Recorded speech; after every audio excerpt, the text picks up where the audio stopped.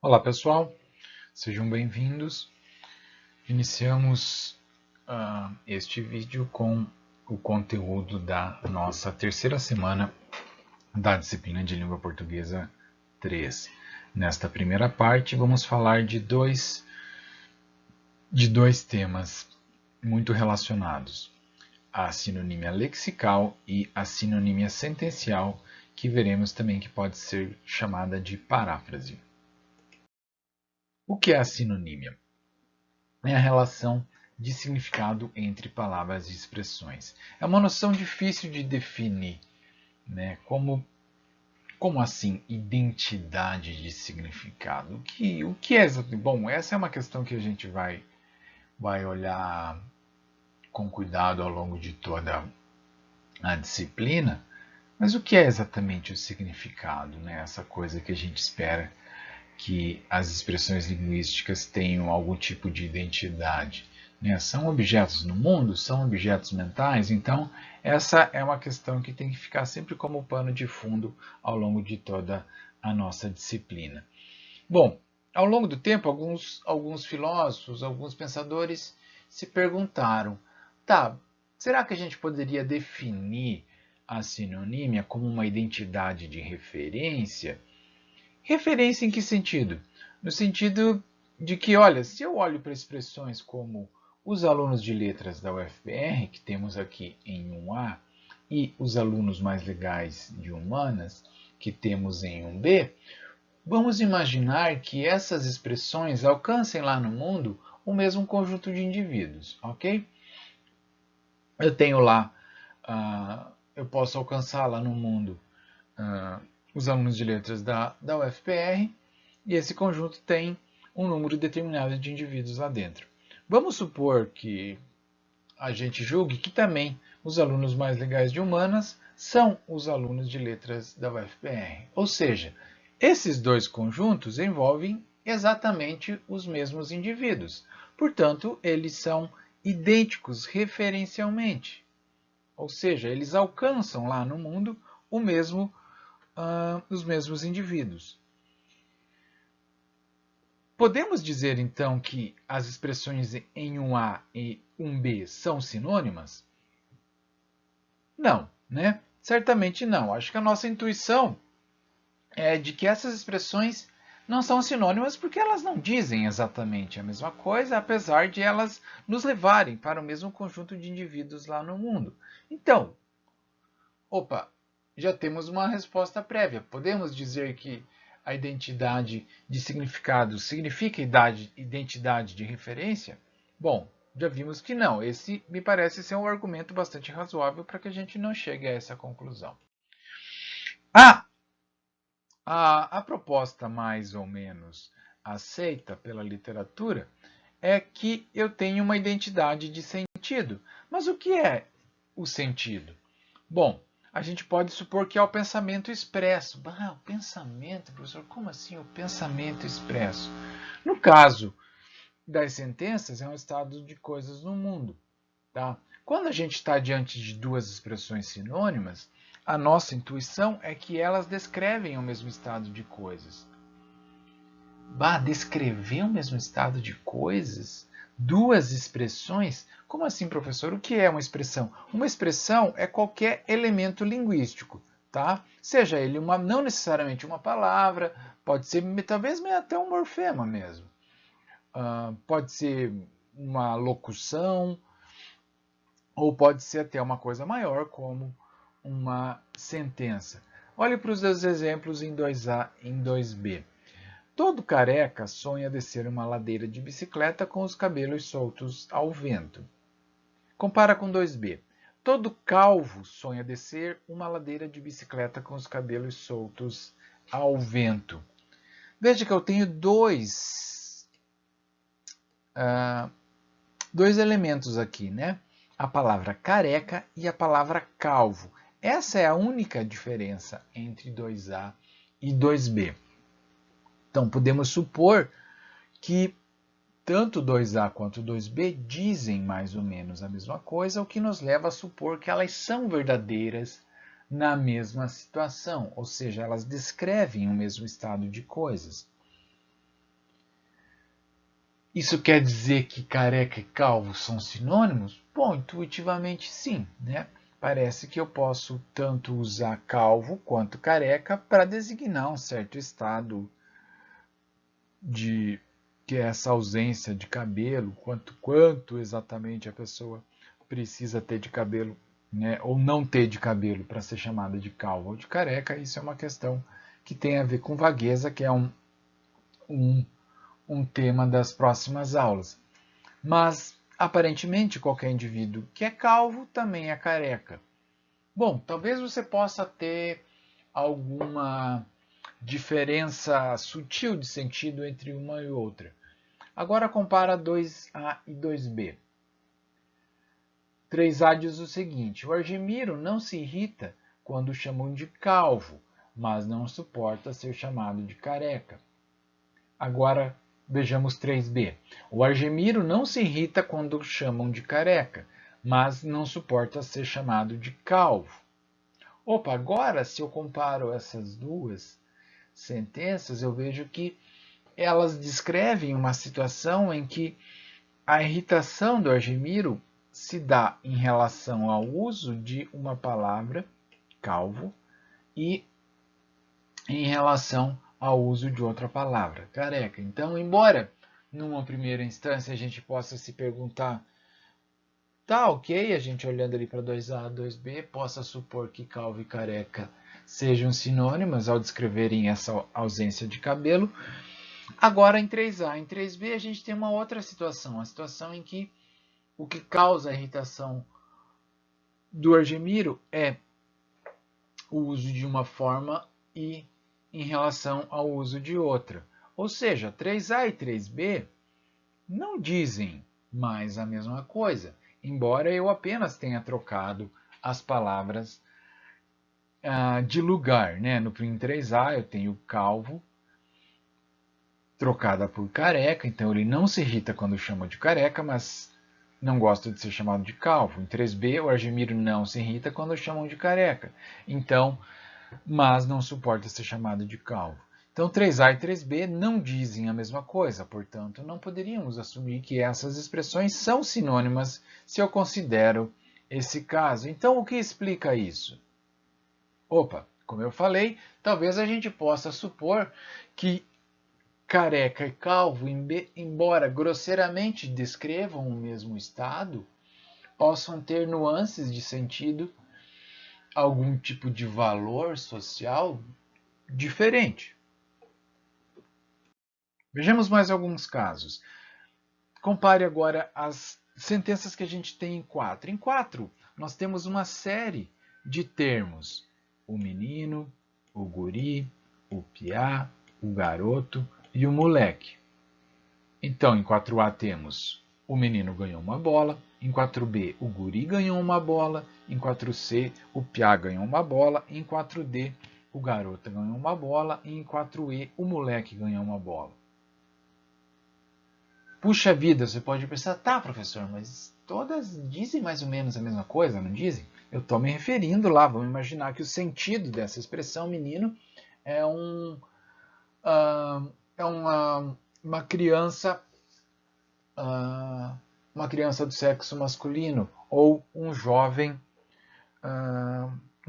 homem ou um ser humano não adulto masculino ou algo assim, tá? Do gênero masculino, né? Melhor dizendo. Veja, tem diferenças aqui? Digamos que sim, né? Se você olha para menino, menino é um termo relativamente neutro, não é nem muito coloquial, nem muito formal, não está ligado a nenhuma região específica, não é um tipo de coisa que você diria que só nordestinos falariam ou que só cariocas falariam. Já guri não, quando você pensa em guri, aí provavelmente vem na nossa mente a fala de um gaúcho.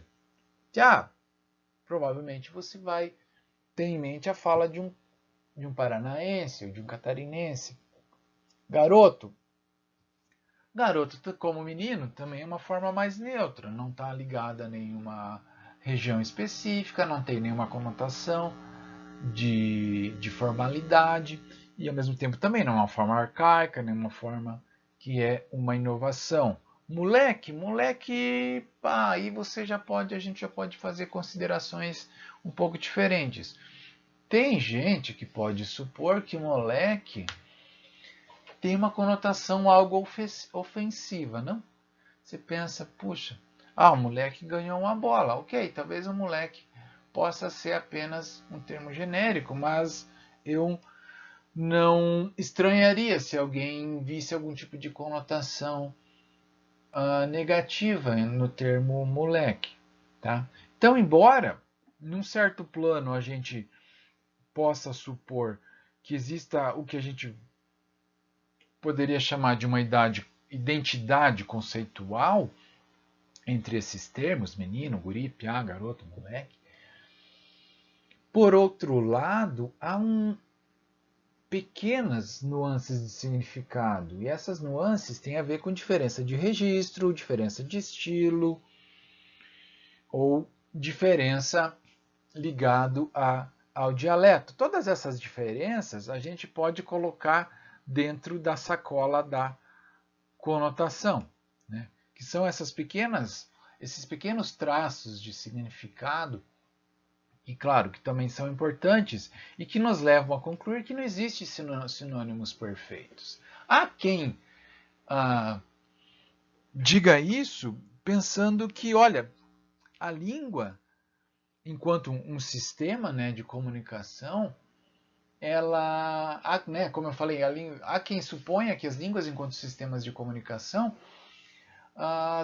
teriam um tipo de mecanismo que controle a proliferação de sinônimos, né?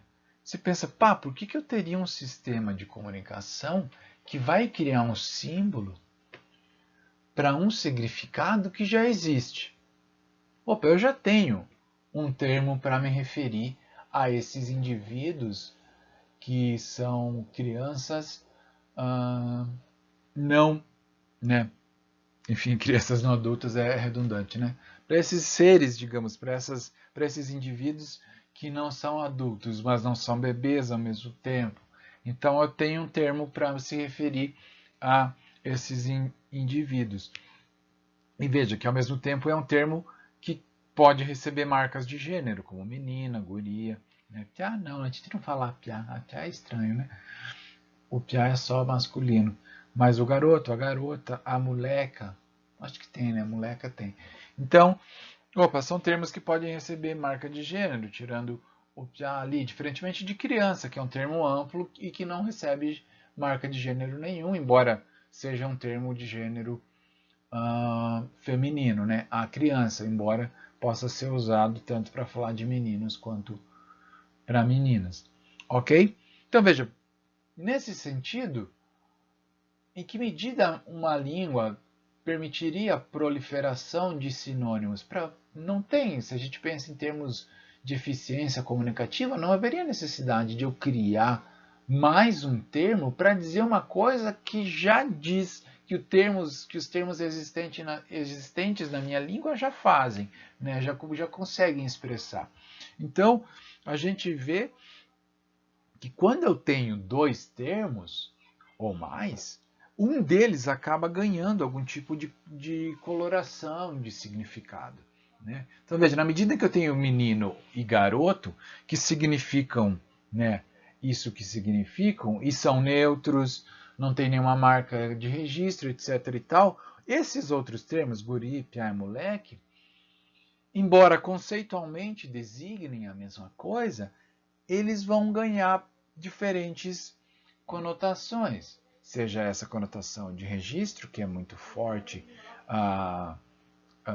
em relação a guri, piá, que são termos informais ligados a certas regiões do país, ou em relação a moleque, que pode ter alguns usos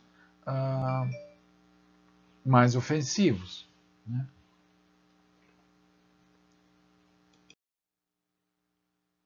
Bom, vejamos agora a próxima noção, que é a noção de paráfrase. A noção de paráfrase, a gente vai usar ela para se referir à sinonímia entre sentenças. Tá? Vamos olhar aqui para essas três sentenças em 4. 4A diz o seguinte: aquelas mulheres do canto estão chamando. Compara com 4B. Aquelas senhoras do canto estão chamando. E com 4C, aquelas damas do canto estão chamando. De um ponto de vista, elas dizem mais ou menos a mesma coisa. Elas carregam ou expressam o mesmo conteúdo. Você pode se perguntar, professor, você tem certeza disso? Como a gente viu, mais ou menos, né? Se você comparar a mulher com senhora, senhora tem uma coisa mais formal, não? Você pode dizer também que tá, mas senhora a gente não poderia usar para se referir a mulheres mais velhas também. E dama, olha agora dama, não sei qual é a intuição de vocês, mas dama também tem uma coisa mais formal e tem uma coisa que ela pode ter uma conotação em algumas regiões também ofensiva, né? Algumas alunas em anos anteriores já me disseram, olha professor, dama em certas regiões aí pode ser usada para se referir a prostituta, a mulher da vida, então pode ter um uso ofensivo. Então veja, enquanto mulher seria o termo neutro, senhora pode ter uma conotação um pouco diferente, e dama, por outro lado, pode até ter usos ofensivos em determinadas regiões do país. Então, embora num certo nível de conteúdo possamos afirmar que 4A, 4B e 4C expressem a mesma coisa, ou seja, que elas são verdadeiras na mesma situação, elas carregam conotações de sentido que não exatamente se recobrem. Tá? Então a gente pode assumir uma definição aí geral de sinonímia nos seguintes termos. O que é sinonímia de conteúdo? A sentença A é sinônima de conteúdo da sentença B quando A acarretar B e B acarretar A. Ou seja, eu preciso ter um acarretamento nas duas direções. Se é verdade que aquelas mulheres do canto estão chamando, também tem que ser verdade que aquelas senhoras do canto estão chamando. Se aquelas senhoras do canto estão chamando, tem que ser verdade que aquelas mulheres do canto estão chamando. Ou seja, o acarretamento tem que ocorrer nas duas direções. A tem que acarretar B e B tem que acarretar A para que eu esteja diante de uma sinonímia de conteúdo. Veja que, em relação a 4A, 4B e 4C, o que desencadeia a sinonímia é um item lexical, né? É a comparação entre mulheres, senhoras e damas. É o único jeito de eu ter sinonímia entre sentenças, que eu tenha alguma expressão ali dentro que tenha o mesmo significado? Não exatamente. Um outro caso bastante comum de formulação de paráfrases ou de sinônimos aí no nível sentencial é a versão ativa e passiva de uma mesma sentença. Compara aqui as sentenças em 5. 5A diz: todo mundo nesta sala fala duas línguas, e 5B temos: duas línguas são faladas por todo mundo nesta sala. À primeira vista, elas expressam a mesma significação. Mas será? Pensa um momentinho. Todo mundo nesta sala fala duas línguas. Precisa necessariamente que essas duas línguas sejam as mesmas? Pensa aí um instante. Eu posso usar essa sentença para descrever uma situação em que eu tenho, sei lá, imaginam teus colegas de turma e eu tenho lá o Joãozinho fala português e inglês, a Mariazinha fala português e espanhol, a Josefina fala português e italiano, o Carlos fala português e alemão, o Dominique fala português e latim. Então, eu posso usar 5A para descrever uma situação em que duas línguas diferentes são faladas por todo mundo na sala. Ok? Concordam comigo? Veja que 5A também pode ser usada numa situação em que as duas mesmas línguas são faladas por todo mundo nessa sala. Imagine que todo mundo na sala fale português e inglês. Eu posso usar 5A também para falar de uma situação assim. Todo mundo nessa sala fala duas línguas, português e inglês. Agora, compara com 5B. Duas línguas são faladas por todo mundo nessa sala.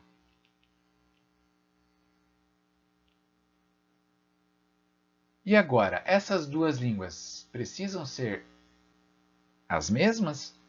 Ou essas línguas precisam ser diferentes?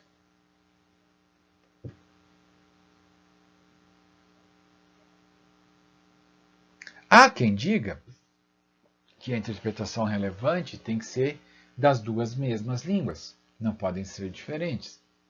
Duas línguas são faladas por todo mundo nesta sala, inglês e português. Ou seja, é como se 5B dissesse: existem duas línguas que são faladas por todo mundo nessa sala. Ok? Então, 5B tem uma significação mais restrita. Embora 5A acarrete 5B, ou seja, 5A é verdade nas mesmas situações em que 5B é, 5A também é verdade numa situação em que 5B não é. Portanto, embora 5A acarrete 5B, 5B não acarreta 5A. Ok? Então, nem sempre as versões ativa e passiva de uma sentença são sinônimas. Claro, há casos em que sim. Se eu olho para 6A e para 6B agora, eu vejo que se a polícia procura a Sara é procurada pela polícia. E se a Sara é procurada pela polícia, a polícia procura a Sara. Então eu tenho um acarretamento nos dois sentidos. Mas você pode dizer, professor, mas será que diz exatamente a mesma coisa? Bom, veja, se eu tenho um acarretamento, a gente pode assumir que eu tenho a sinonímia de conteúdo, tá? Por que então? Pelo mesmo princípio. Tá, professor, se você falou antes que as línguas não vão desenvolver estruturas sinônimas de graça, né? Não vai ser de barato. Elas vão desenvolver estruturas sinônimas justamente para criar ou para expressar alguma nuance de significado que aquela forma usual não tem. Né? Então a polícia procura a Sara. Eu tenho aqui que a polícia é o agente, a Sara é o objeto da procura, e você pode supor, e aí é o que os pesquisadores têm imaginado, buscado mostrar, que em 6A a diferença é que a polícia é o tema do discurso, é disso que estamos falando. Enquanto em 6B, o tema do discurso é a Sara. A Sara é o nosso assunto. Ela é o objeto da interação verbal. Ela tem algum tipo de proeminência e tópica que a polícia não tem. Por isso, a polícia é colocada na posição de agente da passiva, aqui em 6B. Em 6A, também, como a Márcia Cansado aponta ali no livro dela, é como se em 6A a gente estivesse mais preocupado em destacar o papel da polícia, na medida em que ela é o agente, como se a Sara tivesse também feito alguma coisa errada e por isso que ela está sendo procurada. Enquanto em 6B, Sara é procurada pela polícia, é como se ela tivesse desaparecido e a polícia estivesse atrás dela por algum motivo, não necessariamente porque ela é uma fora da lei ou algo assim, né? Embora, sei lá, eu não tenho uma intuição muito clara nesse sentido. Para mim, as duas eu poderia usar tanto 6A quanto 6B intercambiavelmente, tanto na situação em que a Sarah é uma fora da lei, quanto na situação em que a Sarah simplesmente desapareceu. Então, para mim, eu acho que a gente poderia usar tanto uma quanto a outra livremente, independentemente de a Sarah ser fora da lei ou a Sarah ter simplesmente desaparecido. Né? A hipótese mais aceita hoje, como eu disse, é de que o que nos leva a escolher entre uma forma ativa ou passiva é o tópico, né? Aquilo do qual estamos falando naquela interação verbal. É isso que nos motiva a colocar a polícia na posição de sujeito ou Sarah na posição de sujeito de uma sentença passiva.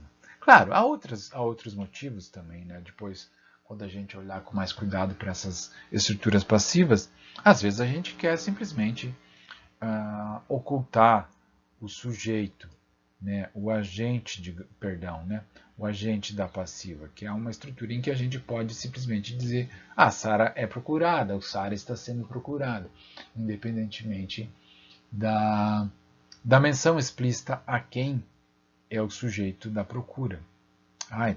Quem é o agente da procura. Tá?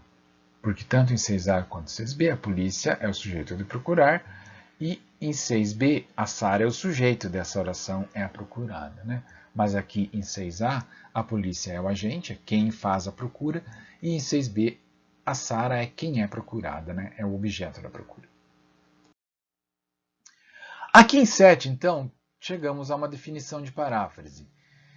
A sentença A, a sinônima de conteúdo da sentença B, quando A acarretar B e B acarretar A.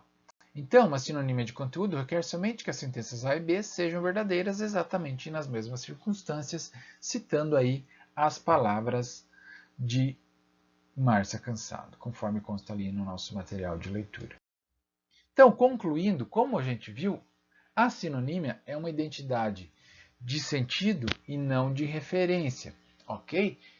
Veja, a gente acaba reservando o termo sinonímia muito mais para a relação, né, de identidade de sentido entre expressões lexicais, entre palavras, entre vocábulos, entre mesmo morfemos.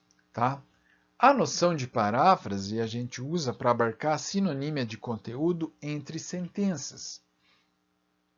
Ok? Então, ela acaba sendo usado muito mais nesse sentido, quando a gente busca uma outra forma de reformular um conteúdo que está expresso em uma unidade gramatical maior, que é a unidade sentencial. Tá? A gente tem também outras definições aí muito mais textuais da noção de paráfrase, como essa do Afonso Romano de Santana, que diz o seguinte: nela, né, na paráfrase, ocorre um jogo de diferenciação em relação ao texto original, sem que, contudo, haja traição de seu significado. Veja, os termos que ele usa, um jogo de diferenciação, ou seja, essa busca de expressar um conteúdo de uma outra forma, ou seja, usando outros recursos linguísticos, mas sem trair o significado original. Ou seja, como se houvesse um significado básico, essa ideia de que existe um conteúdo nessa forma original, e na medida em que eu produzo uma paráfrase desse conteúdo original, eu busco outras estratégias linguísticas de expressar esse mesmo conteúdo. Então, essa é a atividade de paráfrase, ok? Aí pensando mais em termos textuais, sem exatamente olhar tanto para essa preocupação de acarretamento, de ser verdadeira exatamente nas mesmas situações, que é uma noção mais estrita de paráfrase. Ok? Então, ficamos por aqui.